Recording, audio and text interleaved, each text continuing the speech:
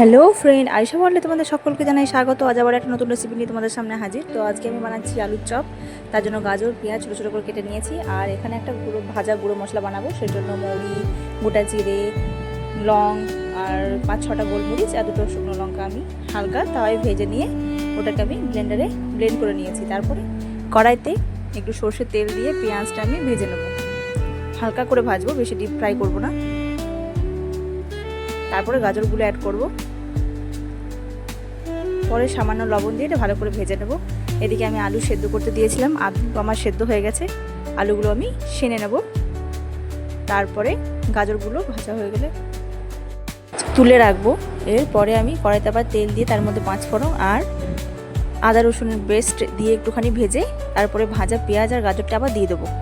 তারপরে ওর মধ্যে হলুদ গুঁড়ো, জিরে গুঁড়ো, ধনে গুঁড়ো আর একটা লঙ্কাকে কুচি করে কেটে দিয়ে দেবো। তারপরে এদিকে আমি বেসনের ব্যাটারটা বানাবো। বেসনের মধ্যে হলুদ গুঁড়ো আর লঙ্কা গুঁড়ো দিয়ে সামান্য জল দিয়ে অল্প অল্প করে হাতে মেখে আমি ব্যাটারটাকে রেডি করব। দেখুন ব্যাটারটা আমার রেডি হয়ে গেছে। এবারে আমি ভাজা গুঁড়োর মশলাটা আলুর মধ্যে দিয়ে দেবো, লবণ দেবো, ধনে পাতা কুচি দেবো। এরপরে হাতে করে মেখে নেওয়ার পরে আমি আবার গাজর আর পেঁয়াজের ভাজাটা এর মধ্যে দিয়ে দেবো। তারপরে ভালো করে মাখবো। দেখুন আমার মাখা হয়ে গেছে। এবারে আমি ভাজা বাদামকে গুঁড়ো করে নিয়েছিলাম, এরপরে সেটা আমি এর মধ্যে দেবো। খুব গুঁড়ো করব না, মোটা মোটা করে রেখে এরকম করে গোল গোল করে নেব হাতের মধ্যে। দেখুন আমার গোল গোল করে রেডি। এরকম করে প্রত্যেকটা আমি এরকম বানিয়ে নেব।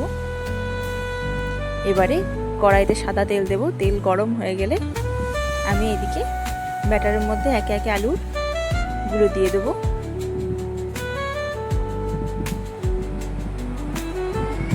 এইভাবে আমি এবার তেলের মধ্যে এটাকে দেব। এবারে এইরকম করে একে একে আমি প্রত্যেকটা চপ ভেজে নেব।